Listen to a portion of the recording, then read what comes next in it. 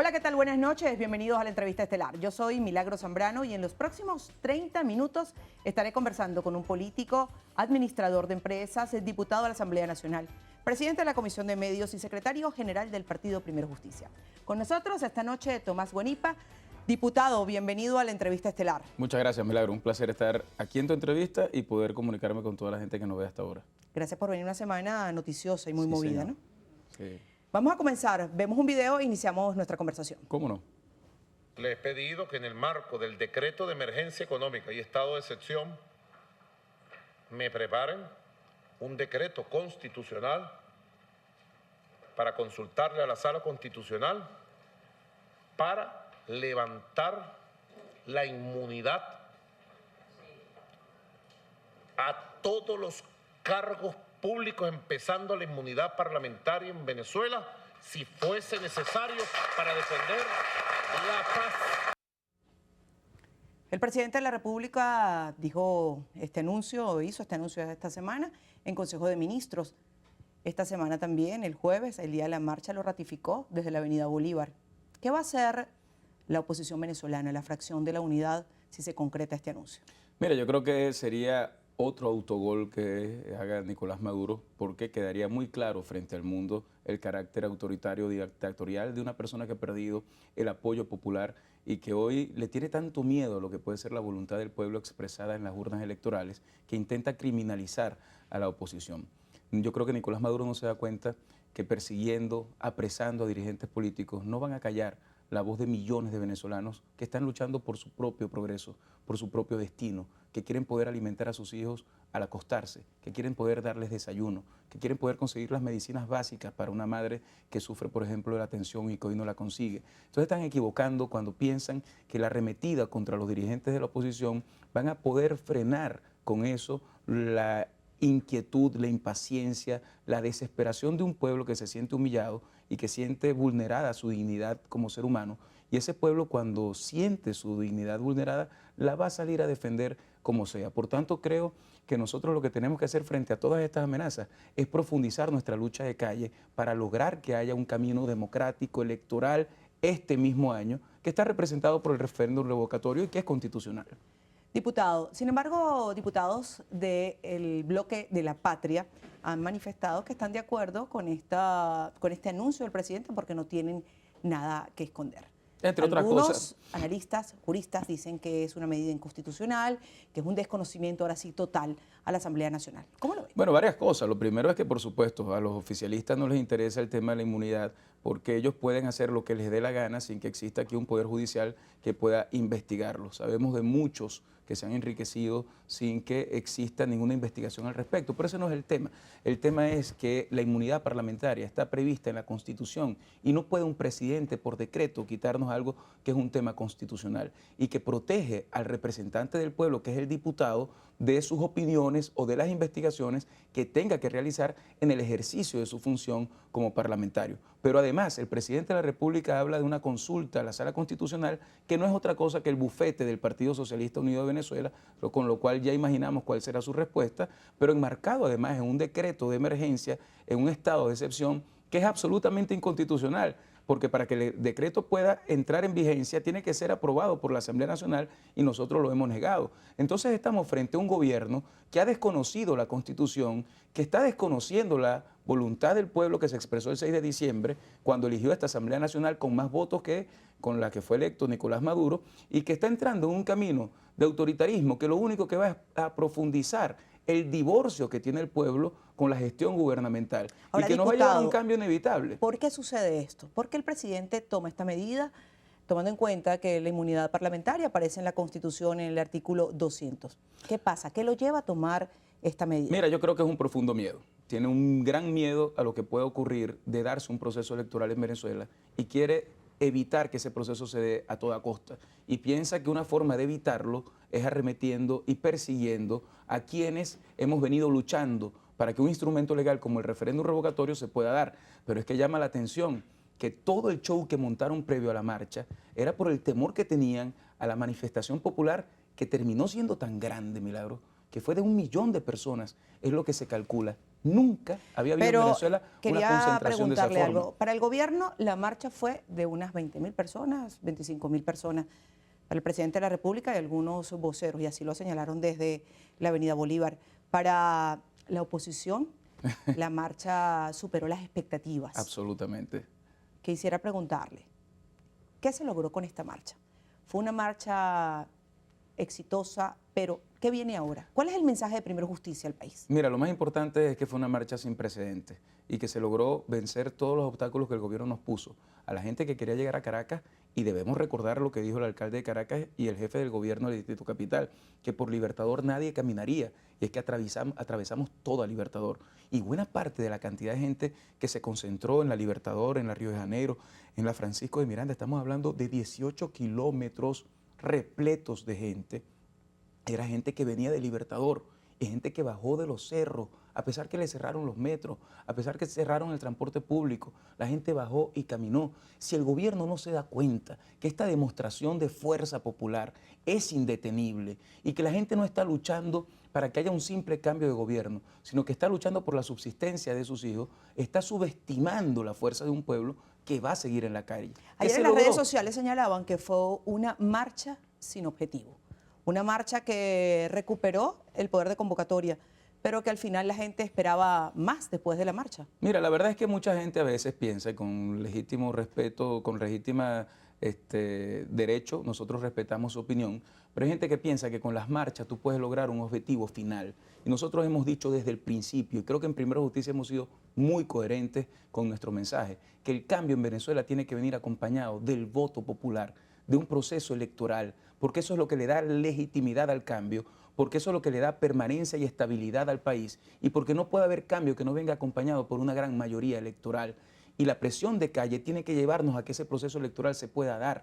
No Ahora, existen diputado, salidas ¿ustedes fáciles. creen que con las marchas van a lograr que el CNE acelere el proceso para la recolección del 20% de las firmas? Mira, ¿Ustedes nosotros están hemos seguros logrado, que así se va a lograr? Nosotros hemos logrado, hasta por la presión popular de nuestra gente en la calle. Recordemos a nuestros diputados cuando se encadenaron en el Consejo Nacional Electoral. Recordemos las marchas que hicimos sin convocarlas al Consejo Nacional Electoral para pedir fecha. Y hemos ido avanzando en el proceso que es inevitable, quiera o no quiera el gobierno, de hacer el revocatorio. Y eso es un gran éxito que ha venido de la mano del pueblo. Esta nueva etapa que inició el 1 de septiembre es de una movilización a mucho más escala en términos de la cantidad de gente que se va a movilizar. Y anunciamos además, yo creo que es un error decir que fue una marcha sin objetivo, porque anunciamos una lista, una serie de acciones que vamos a llevar a cabo en las próximas horas para obligar a este gobierno a entrar por el redil democrático, que es nuestro gran objetivo. El gobierno juega a golpes de Estado, juega a la confrontación violenta, juega a la persecución, porque a lo único que le tiene miedo es al voto. A lo único que le tiene miedo es un proceso electoral, porque saben que saldrían arrasados. Es insólito que no nos hayan dado fecha para el referéndum revocatorio, cuando en Venezuela en 2 oportunidades se han hecho elecciones con menos de 45 días de distancia desde la convocatoria. Pero además, que todavía no tengamos un cronograma electoral para gobernadores, es la mejor demostración que este gobierno quiere mantenerse en el poder, arrodillando un pueblo y tratando de evitar un proceso electoral. Pues nosotros vamos a lograr que ese proceso electoral se dé, y yo tengo plena convicción Ahora, ¿qué pasa que lo vamos a lograr. si eso no ocurre? ¿Qué pasa con la oposición? ¿Qué pasa con la MUD? Ya anunciaron un cronograma de actividades próximas donde van a salir, si es preciso, por 12, por 24 horas a la calle hasta, para pedirle al ente comicial que acelere el proceso para el referéndum. Pero si esto no sucede, ¿qué va a pasar? Mira, ya ellos han reconocido que el proceso del 20% se va a dar, porque no lo pueden evitar, porque es un proceso en el cual hemos logrado. Pero si se realiza en octubre, bueno, ahí vamos.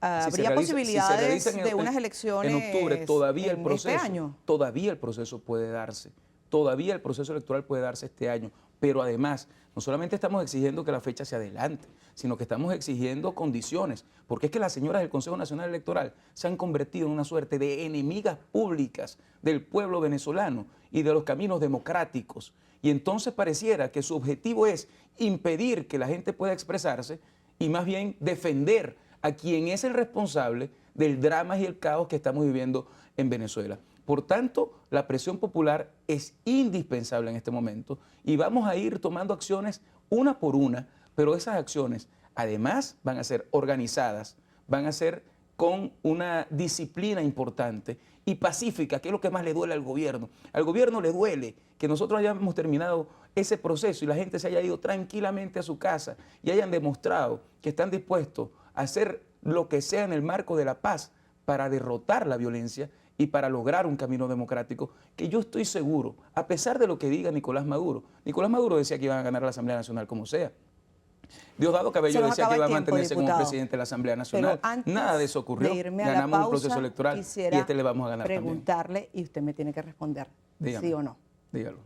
Tomando en cuenta que Capriles impulsó este proceso, el revocatorio, y lo hizo con Primero Justicia y sumó a la oposición completa, y la MUD se montó en este autobús del revocatorio.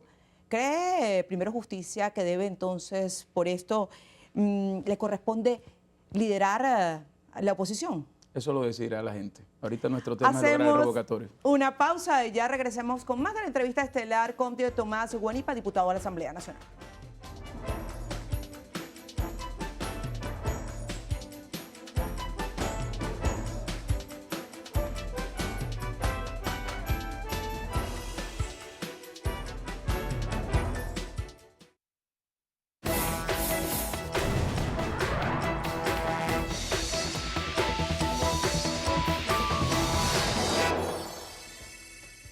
Continuamos la entrevista estelar con Tomás Guanipa, secretario general de Primero Justicia y diputado de la Asamblea Nacional.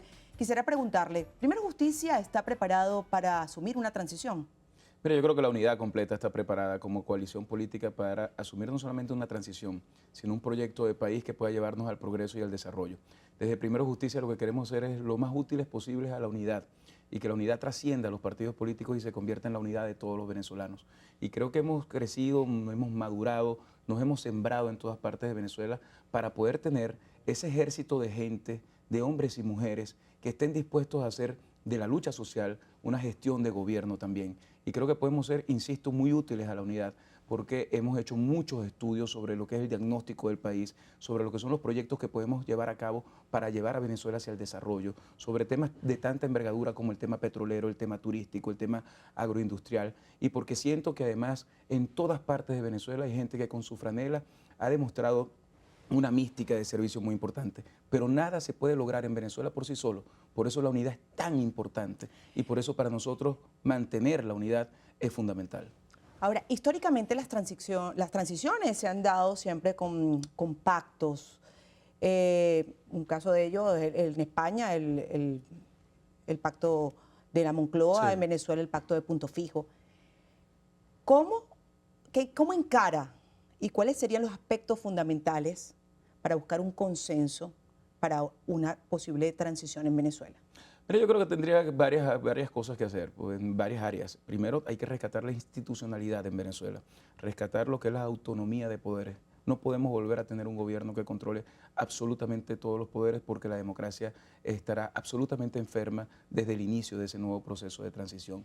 En segundo lugar, tienes que cambiar el modelo económico teniendo al ser humano como el centro y el objetivo de ese modelo económico, que tiene que tener la modernidad necesaria para que exista mercado y una economía de mercado, pero que exista una justicia social que le garantice hoy a esas personas, millones de personas que hoy son pobres en Venezuela, que van a poder tener un futuro digno, con un Estado que se va a preocupar en los temas necesarios para atender al ciudadano y no en un Estado que quiere llenar, cooptar, tener todos los espacios de la vida pública como lo ha querido hacer este gobierno y que luego tiene que garantizar la alternancia en el poder. Porque uno de los temas gravísimos que hemos vivido en Venezuela en los últimos años es que se ha querido imponer una hegemonía.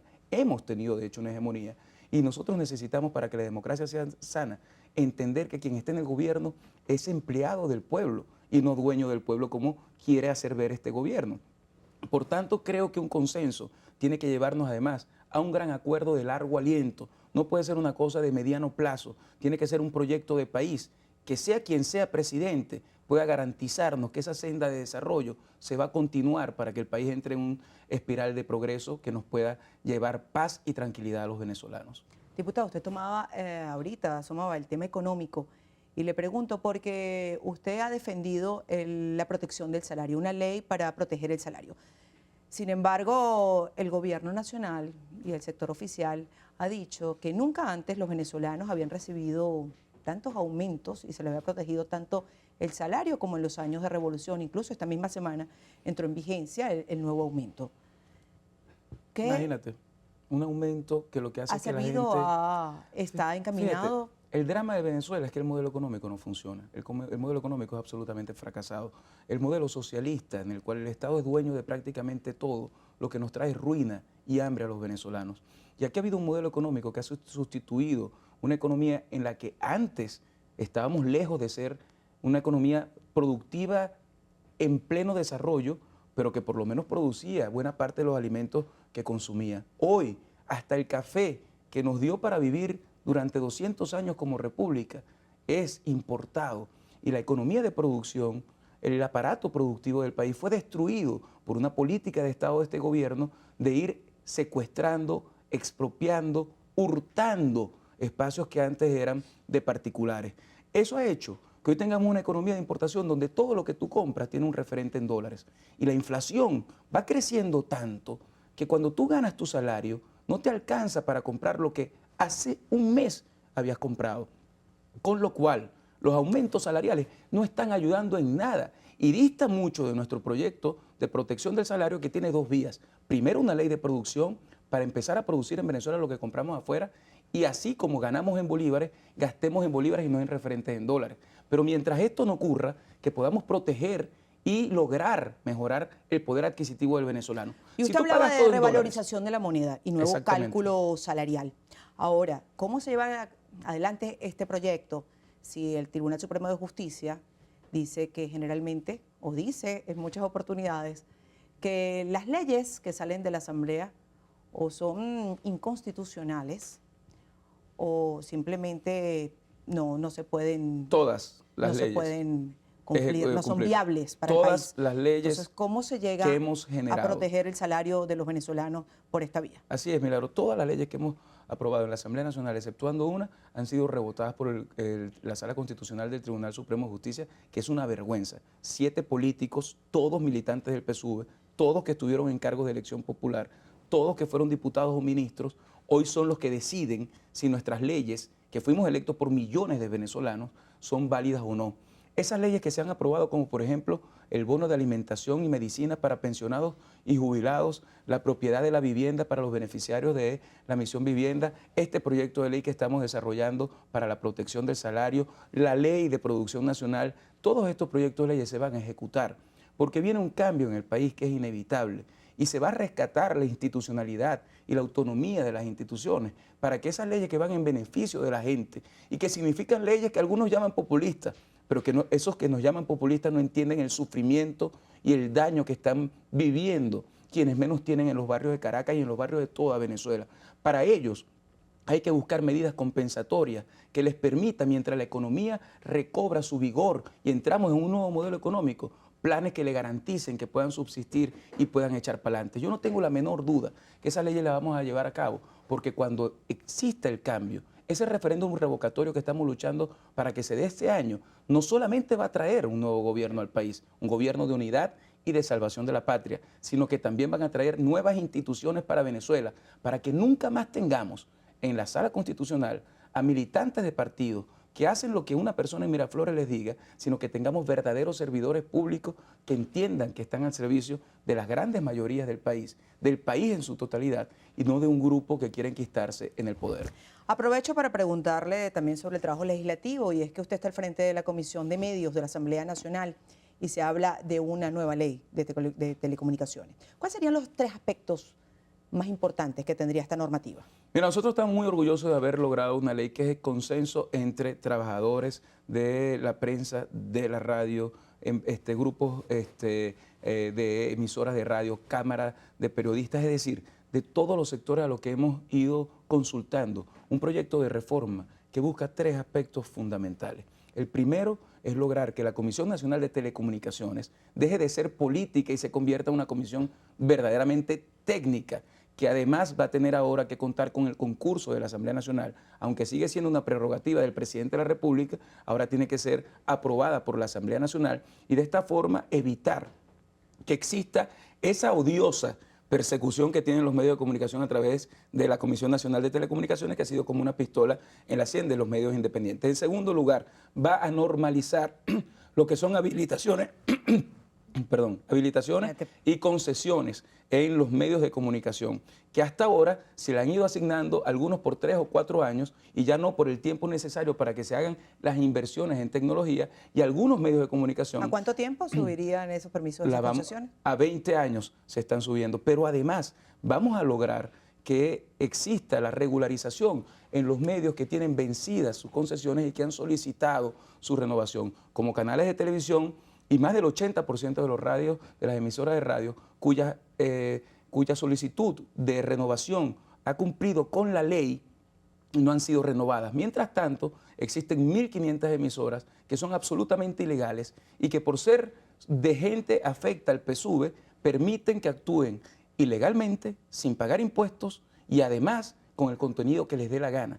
Esas emisoras van a salir del aire con la aprobación de esta nueva ley.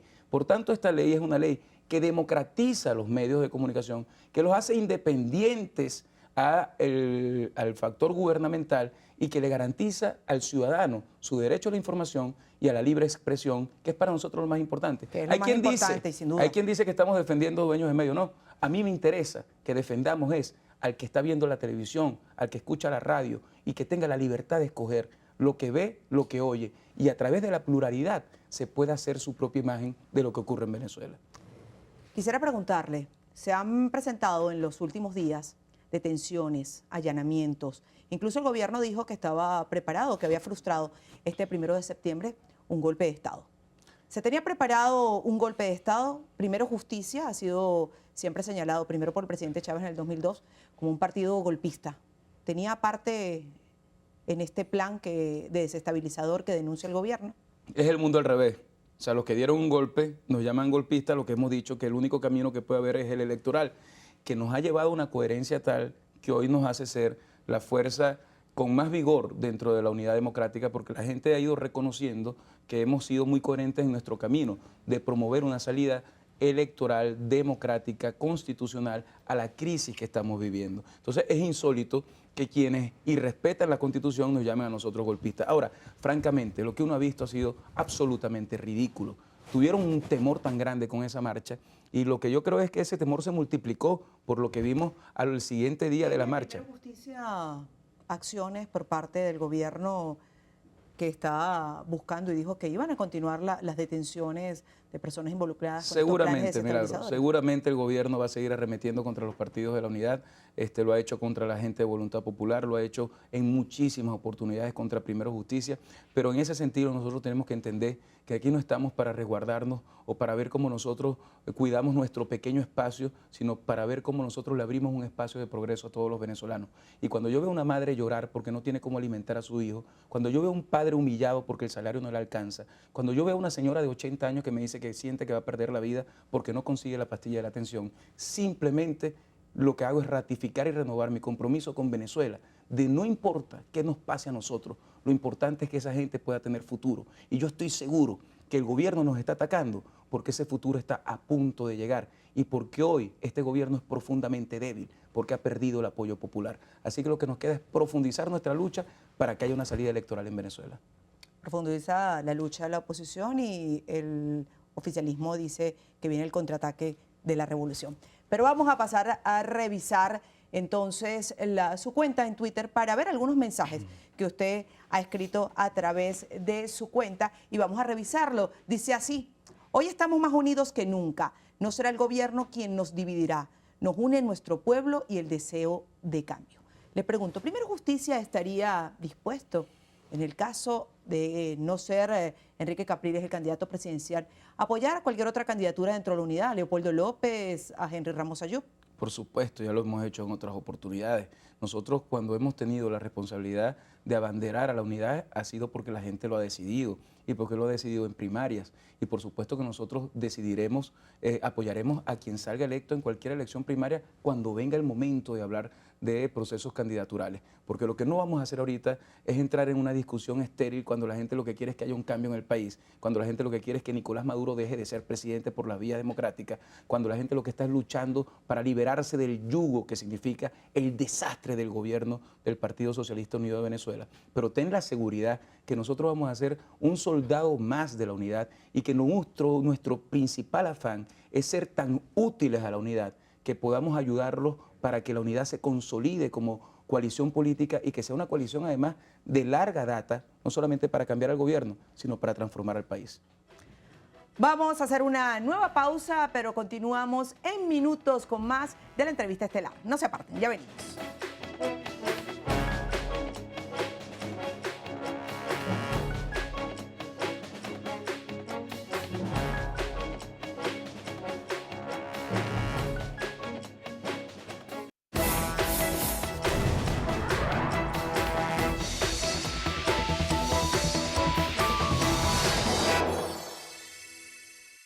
Que esto es una Asamblea Nacional donde debería haber respeto por cada uno de los que nosotros estamos aquí, como nosotros a usted lo hemos respetado. Y en definitiva, yo lo único que le pido es reflexión, porque está llevando al país a una confrontación absolutamente innecesaria. Tenga la madurez de actuar como tienen que actuar los demócratas, que es respetando a quien piensa distinto y a quien es minoría. Esas declaraciones las ofreció hace 3 años en el Parlamento, Sí. cuando la oposición no era mayoría. Hoy son mayoría. Ustedes respetan y mantienen esas palabras que usted señalaba allí en el video. Absolutamente, siempre recuerdo ese video porque ese fue un día en el que era presidente de la Asamblea Nacional, Diosdado Cabello, que por cierto mandó a golpear a Julio Borges varias veces, utilizaba la violencia como mecanismo para amedrentar a quienes pensábamos distinto y éramos una minoría, la violencia verbal, inclusive es una persona que hoy en día utiliza, por ejemplo, Milagros, fotos de uno con su familia. Imagínate tú, exponer al odio que él profesa a los hijos de uno, a la esposa de uno, es una cosa dramática que uno no puede vivir en el país. Y ese día le hice una serie de reflexiones sobre lo que debería ser la conducta de quien dirige un Parlamento Nacional. Y en todo caso, hemos demostrado, hoy que somos mayoría, que respetamos a quien piensa distinto, que respetamos la dignidad de quien es minoría y que toleramos absolutamente las distintas posiciones, porque de eso se trata la nueva Venezuela, que nadie se le imponga a nadie y que todos entremos en una discusión sana donde podamos respetarnos y construir hacia el futuro. Nos queda poco tiempo. ¿Qué aspira Tomás Guanipa? ¿La gobernación del Zulia? ¿La alcaldía del Zulia? ¿La alcaldía de Caracas? ¿Hacia dónde van las aspiraciones? No, mira, yo estoy haciendo trabajo aquí en Caracas, sin embargo, mi gran objetivo como parlamentario es luchar para que haya un cambio en Venezuela. Yo creo que las ventanas de participación se van a abrir a todos si logramos un país de progreso donde la gente pueda echar para adelante. Mi gran aspiración es poderle decir a mis hijos que fui útil en la construcción de una nueva Venezuela donde ellos pudieron progresar, donde se pudieron quedar y donde pudieron llegar a viejos. Pasamos al juego de palabras. ¿Cuál es la palabra que más le gusta a Tomás Guanipa? Amor, ¿La que menos le gusta? odio, ¿Un hombre de palabra o de acción? de palabra y de Una- acción, Una palabra para la Venezuela de hoy. frustración, caos. Tiene 1 minuto para despedir el programa y el tiempo estará enmarcado por el reloj que aparece en pantalla. Mira, la verdad es que yo quisiera en este momento, en primer lugar, agradecerle a todo el pueblo de Venezuela y de Caracas que dio una gran demostración el día jueves. Demostramos que somos una gran mayoría, demostramos que juntos somos invencibles, demostramos que el amedrentamiento, la represión, el miedo que quería infligir el gobierno no pudo evitar que más de 1 millón de personas salieran a las calles. Yo les quiero dar un mensaje de esperanza. En este momento de drama que estamos viviendo, tengo la plena convicción de que vamos a lograr un cambio en Venezuela todos juntos, que hoy estamos frente a un gobierno muy débil, que trata de hacernos daño porque sabe que ya no cuenta con la mayoría popular. Pero ese daño que le ha hecho al pueblo se le va a revertir y juntos vamos a lograr un camino electoral, democrático, pacífico, que nos permita a todos transitar una nueva Venezuela. Esa Venezuela está por venir. Son dolores de parto que tal vez duelen mucho, pero que después vendrá el nacimiento de una nueva patria y créanme que nos vamos a sentir muy orgullosos de haber formado parte de ella. Muchas gracias por venir a Entrevista Estelar. A ustedes muchísimas gracias por acompañarnos desde sus hogares y será hasta el próximo sábado.